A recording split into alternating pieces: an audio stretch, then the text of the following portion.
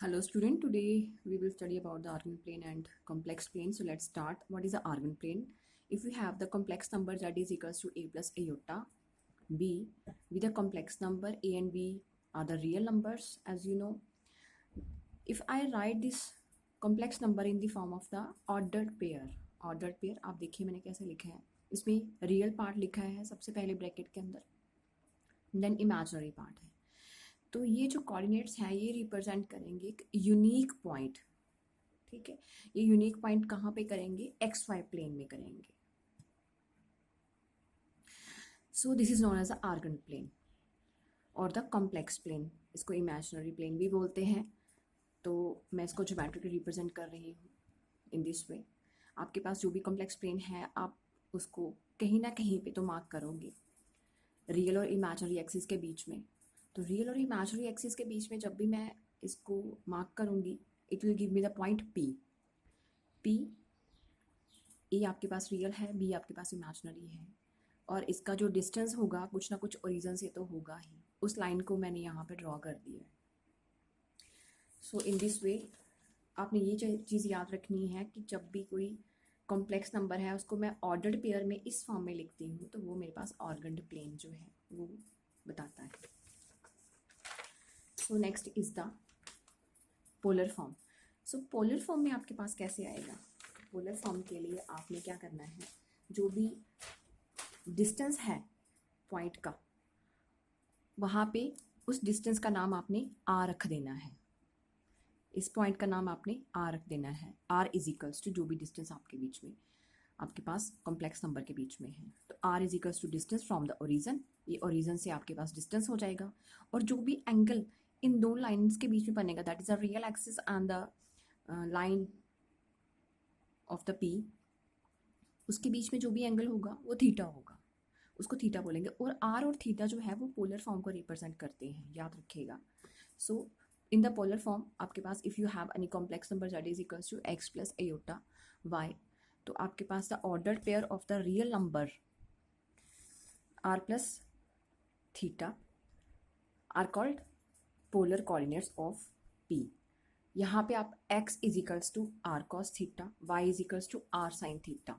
अब ये जो आपके पास x है मैं इसको इक्वल टू करके लिखूंगी आर कॉस थीटा और y को लिखूंगी आर साइन थीटा. और जब मैं इसका डिस्टेंस फाइंड करूँगी तो मेरे पास क्या आ जाएगा?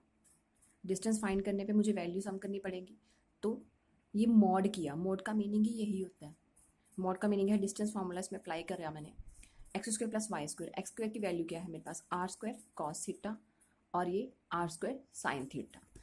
और इसमें से मैंने आर कॉमन ले लिया, cos square theta plus sine square theta. अब आपके पास यहाँ पे आ जाता है आर स्क्वायर कॉमन आ जाएगा और ये जो है वन किसकी वैल्यू है? ये cos square plus sine square theta की वैल्यू है.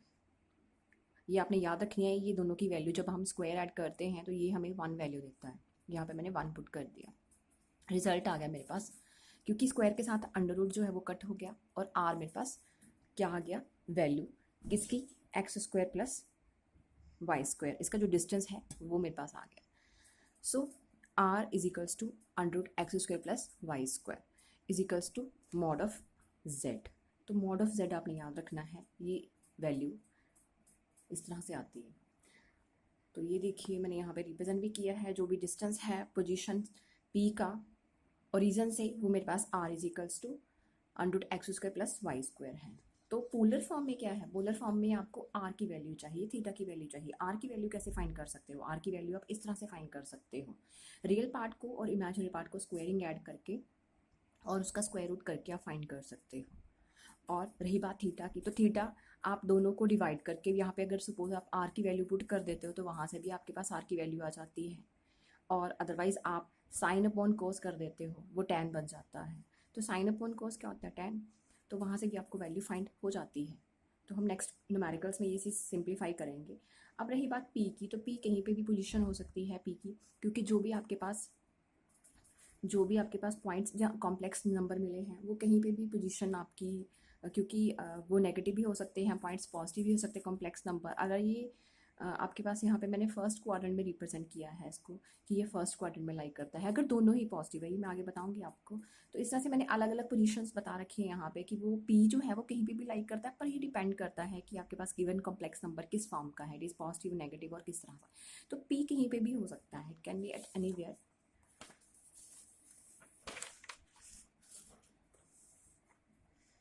सो ये देखिए, अब आपके पास न्यूमेरिकल है, तो न्यूमेरिकल सॉल्व करने से पहले मैं थोड़ा सा आपको पोजीशन के बारे में बता देती हूँ कि पोजीशन जो है वो कहाँ कहाँ पे आएगी। यू कैन चेक, पोजीशन के बारे में मुझे बताना है। तो सपोज मेरे पास ये गिवन कॉम्प्लेक्स नंबर है, अलग अलग है। अगर गिवन कॉम्प्लेक्स नंबर है उसको मैंने ऑर्डर्ड पेयर में लिखा, इस तरह से अगर जो मैं ऑर्डर पेयर में लिखूंगी तो वे मेरे पास आ जाएगा 2 4 ऑर्डर पेयर में, -2 3 पॉजिटिव, और इस तरह से मैंने सारे ऑर्डर पेयर में लिख लिए हैं। जब मैं ऑर्डर पेयर में सारे लिख रही हूँ तो उसके हिसाब से क्या आ रहा है मेरे पास अलग अलग वैल्यूज़ आ रही है, अलग अलग वैल्यूज़ आ रही है। तो मैं इसको पोजीशन में कैसे, क्वाड्रेंट में कैसे करूँगी। ये मेरे पास फर्स्ट क्वाड्रेंट है, ये मेरे पास सेकंड है, जैसे आपको पता है ये रियल एक्सिस है, रियल एक्सिस को मैं एक्स एक्सिस कह रही हूँ, इमेजिनरी एक्सिस को मैं वाई एक्सिस कह रही हूँ। तो इस तरह से मेरे पास अलग अलग है। तो ये पॉइंट्स तो मैं उसी के हिसाब से करूँगी। आप फर्स्ट एक्सिस की बात कर रहे हो, आप तो फर्स्ट एक्सिस में मेरे पास क्या होता है, एक्स पॉजिटिव होता है, वाई भी पॉजिटिव होता है, राइट।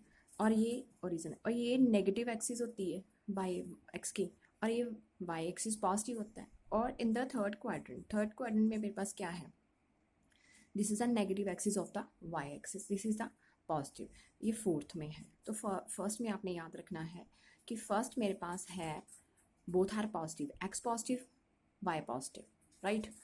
और सेकेंड क्वाड्रेंट में वाई पॉजिटिव एक्स नेगेटिव, ये आपको याद होगा। मैं रियल एक्सिस को एक्स एक्सिस कह रही हूँ, और ये वाई है, ये वाई है, ये एक्स है, और मैं इमेजिनरी एक्सिस को वाई एक्सिस कह रही हूँ। और रीजन के डाउन साइड तो नेगेटिव आ जाएगी, और रीजन के लेफ्ट साइड पे भी मेरे पास नेगेटिव एक्सिस आ जाएगी। सो इन दिस वे मेरे पास -2 ये वाई पॉजिटिव एक्स नेगेटिव, और थर्ड क्वाड्रेंट में मेरे पास बोथ आर नेगेटिव, एक्स भी नेगेटिव है, वाई भी नेगेटिव है। In the fourth quadrant also x is positive but why is negative. ये चीज़ें आपने ध्यान में रखनी है कि कहाँ पे मेरा जो रिजल्ट है वो लाइक कर रहा है, कौन से क्वाड्रेंट में लाइक कर रहा है, क्योंकि क्वाड्रेंट मैटर करेगा आगे रिजल्ट फाइंड करने में आपके पास।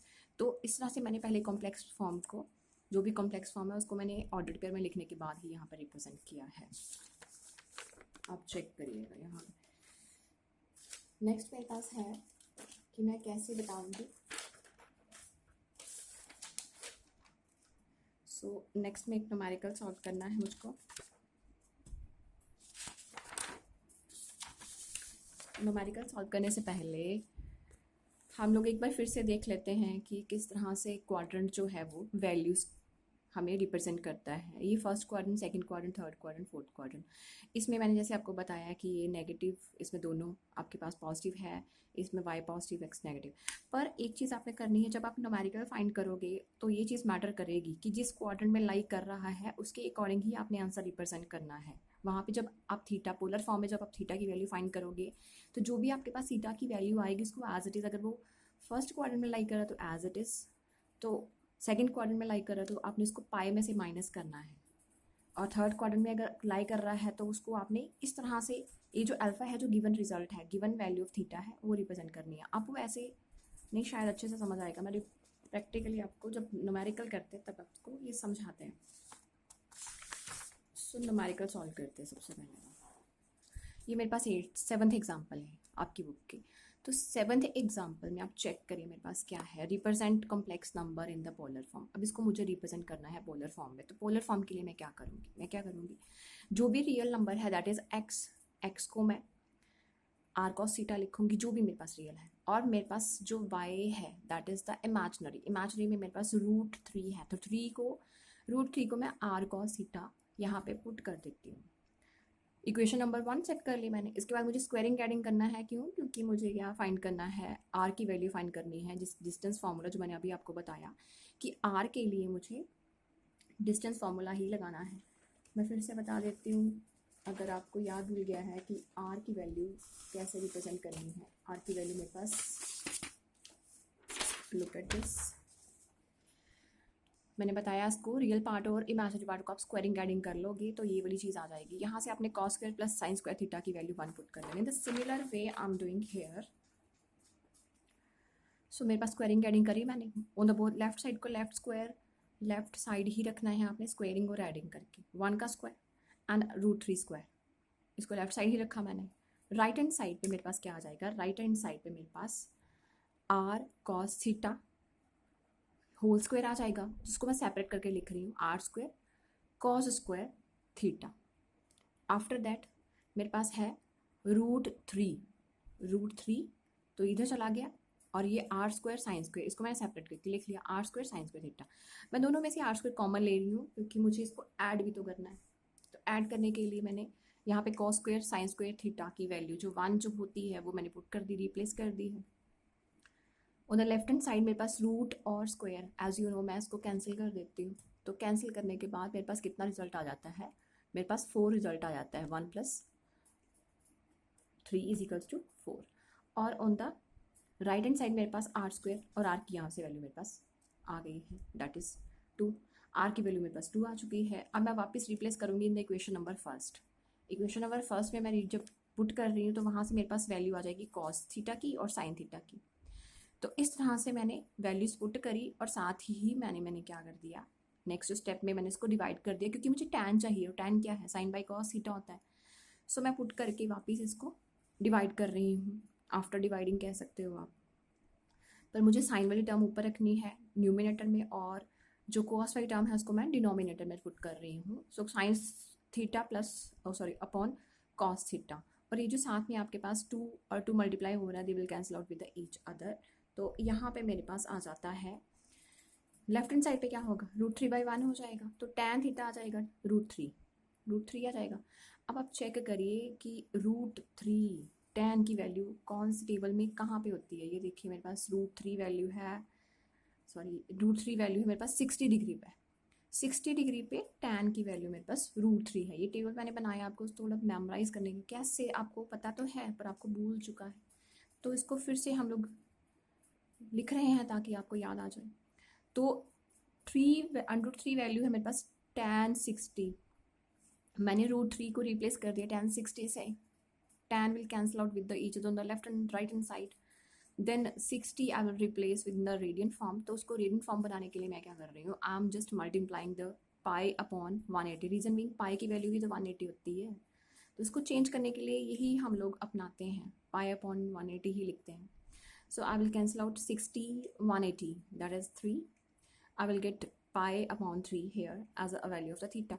ये value of the theta आई है आपके पास, I will replace it in the further how। अब आप चेक करिए मेरे पास कि जो भी मेरे पास गिवन कॉम्प्लेक्स नंबर था वो कौन से क्वाड्रेंट में पहले तो लाई करता है, चेक करिए। इसमें मेरे पास x की वैल्यू है 1 विच इज़ पॉजिटिव, और y की वैल्यू है √3 विच इज़ ऑल्सो पॉजिटिव। ये दोनों ही वैल्यू मेरे पास पॉजिटिव थी। अगर दोनों ही वैल्यू पॉजिटिव थी तो मैं चेक करूँगी कि ये कौन से क्वाड्रेंट में लाई कर रही थी, आपको याद होगा। तो कौन से क्वाड्रेंट के लिए चेक करिए, यहाँ पे आपके पास x भी पॉजिटिव है और y भी पॉजिटिव है, बोथ आर x प्लस और ये y प्लस होता है। यहाँ पे x नेगेटिव और y नेगेटिव होता है। तो ये फर्स्ट क्वाड्रेंट में लाई कर रही है मेरे पास, जब दोनों आपके पास पॉजिटिव वैल्यू है। जब दोनों ही पॉजिटिव है और फर्स्ट क्वाड्रेंट में लाई कर रहे हैं, इट मीन्स है जो भी आपके पास रिजल्ट आया है, थीटा की वैल्यू आई है, उसको एज इट इज़ ही आप लिख दोगे, उसमें कोई चेंजेस नहीं करनी, क्योंकि यहाँ पे मेरे पास जो फाइनल रिजल्ट चाहिए वो मुझे जो भी वैल्यू रिप्रेजेंट या जो भी वैल्यू मैं फाइंड कर रही हूँ वही वैल्यूज़ को मैंने एज इट इज़ ही लिखना है। तो ये मेरे पास इस तरह से मैं वैल्यूज़ लिख रही हूँ, तो मैंने सीधा ही डायरेक्टली वैल्यू लिख दी। ये चेक करना आपने, क्योंकि ये आपके रिजल्ट को इफेक्ट करेगा। इसमें तो ठीक है नहीं आया, इतना फ़र्क नहीं पड़ा, पर नेक्स्ट में फ़र्क पड़ेगा। z इज इक्वल्स टू, ये आपने यहाँ से वैल्यू एज इट इज़ लिखनी है। देखिए अब मैं इसको पोलर फॉर्म में लिखूंगी, तो पोलर फॉर्म होती क्या है, z is equals to r cos theta iota sine theta. ये एक polar form, standard polar form है। इसमें मैंने r की वैल्यू जो मैंने फाइंड करी थी वो रिप्लेस करी है, r की वैल्यू मेरे पास 2 आ रही थी, और थीटा की वैल्यू मैं रिप्लेस कर रही हूँ एज इट इज़ जो मेरे पास आ रही है, क्योंकि ये फर्स्ट क्वाड्रेंट में लाई कर रही है, इसलिए मैं जो भी है वो लिख रही हूँ वैल्यू यहाँ पे। तो ये था, तो फर्स्ट क्वाड्रेंट बताया मैंने यहाँ पे, फिर से x पॉजिटिव होता है, y पॉजिटिव है, और अब बताएंगे आप मॉडुलस जो है वो 2 आ रहा है, मॉडुलस क्या है, मॉड ऑफ जेड, तो मॉड ऑफ जेड क्या है, आर की वैल्यू तो थी, तो मॉड ऑफ जेड का मतलब आर, तो आर मेरे पास 2 है, आर्गूमेंट मेरे पास थीटा की वैल्यू होती है, तो थीटा वैल्यू बता देंगे कि ये π/3 है, सिंपल। 60 डिग्री को मैंने इस तरह से ज्योमेट्रिकली बता दिया है कि ये पी यहाँ पे पोजीशन होगी, मैंने इसको ऑर्डर पेयर में लिख दिया, जो भी मेरे पास कॉम्प्लेक्स नंबर था 1 और √3, एंड थीटा यहाँ पे आपके पास एंगल है रियल एक्सिस में और पी के बीच में, तो इस तरह से मैंने यहाँ पे 60 डिग्री के हिसाब से बता दिया। तो अब आप नेक्स्ट एग्जांपल, इस तरह के काफ़ी क्वेश्चंस आपकी एक्सरसाइज में आपको सॉल्व करने पड़ेंगे, आप थोड़ा ट्राई करिए। एक एग्जांपल और कर लेते हैं, नेक्स्ट 8th एग्जांपल, इसके बाद फिर हमको नेक्स्ट लेक्चर में क्वेश्चंस करवाएंगे। तो एग्जांपल 8 में चेक करिए क्या है, इसमें फिर से आपको पोलर फॉर्म में कन्वर्ट करना है, पर अब चेक करिए पोलर फॉर्म में कन्वर्ट तो मुझे करना ही था। प्रॉब्लम कहाँ पे है, प्रॉब्लम है मेरे पास कि जो भी मेरे पास गिवन कॉम्प्लेक्स नंबर है वो सही नहीं है। क्यों? क्योंकि आपके पास फिर से चेक करिए अयोटा जो है वो कहाँ पे आ गया, डिनोमिनेटर में, तो ये जो चाहिए नहीं हमें डिनोमिनेटर में, तो हम एक्सेप्ट ही नहीं करते, हम इसको पहले कन्वर्ट करेंगे। किस में कन्वर्ट करेंगे कि जाके हमारे पास जो अयोटा है वो ऊपर न्यूमिनेटर में चला जाए, उसके लिए मुझे रैशनलाइजेशन की ही हेल्प लेनी पड़ेगी और कोई सोल्यूशन नहीं है। तो मैं इसको रैशनलाइजेशन कर देती हूँ। रैशनलाइजेशन के लिए मेरे पास क्या है, मैं सिंपली अयोटा का साइन चेंज करूँगी, जो भी मेरे पास, अगर यहाँ माइनस है तो यहाँ पॉजिटिव है, अगर यहाँ नेगेटिव है, सॉरी पॉजिटिव है तो यहाँ नेगेटिव है, इस तरह से मैं इसको रैशनलाइजेशन कर देती हूँ। डिनोमिनेटर में एज यूजुअल मेरे पास वही फॉर्मूला फिर रिपीटेड आ रहा है, a + b a - b, जिसको मैं रिप्लेस करूँगी a² - b² के साथ। a यहाँ पे 1 है और b यहाँ पे अयोटा √3 है, मैं इसको रिप्लेस करा मैंने। जब ऊपर न्यूमिनेटर में मेरे पास मल्टीप्लिकेशन हो रही है, 16 को ब्रैकेट के इन साइड में मल्टीप्लाई करूँगी, पहले रियल के साथ फिर इमेजिनरी के साथ, तो इस तरह से मैंने मल्टीप्लाई कर दिया, 16 1 के साथ मल्टीप्लाई करके, and then minus minus plus iota as it is and 16 √3। और यहाँ पे मेरे पास चेक करिए 1² a² - b², 1² तो एज इट इज हो गया, अयोटा का भी स्क्वायर है, √3 का भी स्क्वायर है, दोनों अलग अलग स्क्वायर है। Iota square is 1, sorry -1, -1 multiply by minus, that will be positive, और 3 √3² इज 3, क्योंकि रूट के साथ आपको पता है स्क्वायर कैंसिल हो जाता है, सो माइनस माइनस प्लस हो जाएगा मेरे पास, तो 1 + 3 दैट इज 4। 4 को मैं सेपरेटली दोनों की डिनोमिनेटर में लिख रही हूँ, -16 के नीचे भी लिख रही हूँ और इसके नीचे इमेजिनरी पार्ट के नीचे भी लिख रही हूँ, तो मैं कैंसिल कर रही हूँ, जितना मैक्सिमम कैंसिल हो रहा है मेरे पास रिजल्ट आ रहा है -4 अयोटा 4 √3। तो ये मेरे पास अब कॉम्प्लेक्स फॉर्म में आया, स्टैंडर्ड कॉम्प्लेक्स फॉर्म में आया है, अब ये रिप्रेजेंट कर रहा है a + अयोटा b की फॉर्म में, अब कर रहा है, अब ठीक है ये। अब यहाँ से अब हम न्यूमेरिकल स्टार्ट करेंगे। अभी तक हमने सिंपली जो आपके पास स्टेटमेंट थी वैसे ही उसको ठीक करके लिखा है, क्योंकि वो सही नहीं थी वो। तो अब मैं आपको न्यूमेरिकल स्टार्ट करूँगी जिसको मैंने पोलर फॉर्म में कन्वर्ट करना है, अब है ये।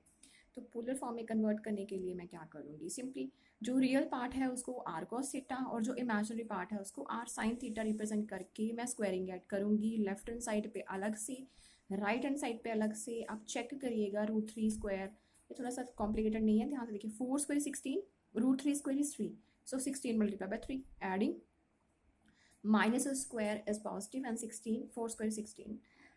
तो इन दिस वे मेरे पास r², क्योंकि इसकी वैल्यू कितनी है, इट इज इक्वल्स टू 1, ये तो 1 है, r² रह जाएगा यहाँ से, you will get the value for r 64 under root, that is 8 multiply by 8 होता है, 8 × 8 64, राइट। तो रूट में से 8² आ जाएगा, तो रूट कैंसिल हो जाएगा। तो यहाँ से आपके पास r की वैल्यू आ चुकी है, r की वैल्यू है मेरे पास 8, so -4 is equals to 8 cos of theta 4 √3।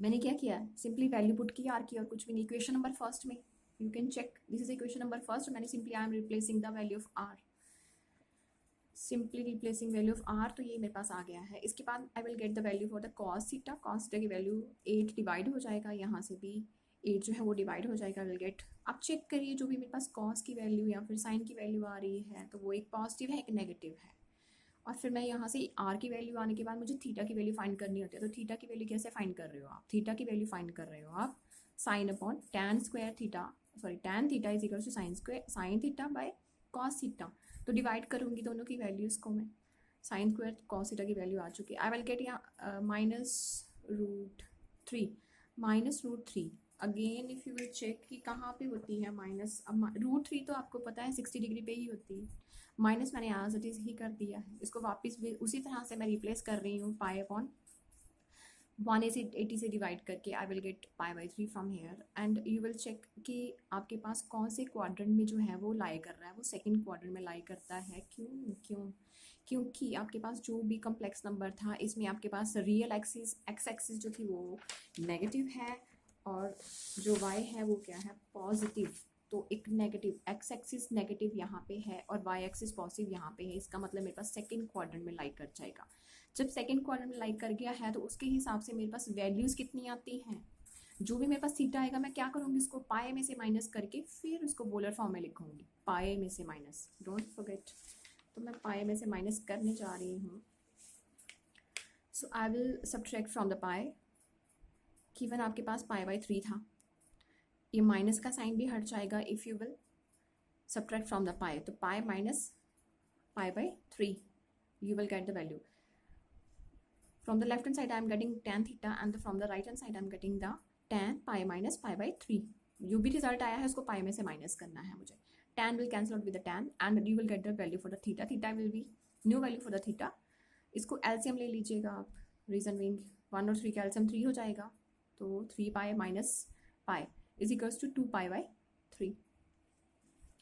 So in this way I am getting theta is equals to π/3. तो याद रखिए सेकंड क्वाड्रेंट में था, उसके अकॉर्डिंग वैल्यू आपके पास ये आ गई है। अब मैं इसको पोलर फॉर्म में जब कन्वर्ट करूंगी I will get z is equals to r। r की वैल्यू कितनी है, 8 है। cos theta, theta is 2 π/3 and plus iota sin 2 π/3. I will get modulus, that is r mod of z is r is 8 and argument is theta 2 π/3. So in this way we will solve the question. You just try to solve the exercise 5.2. In the next lecture I will deliver the solutions of the 5/2. So thank you.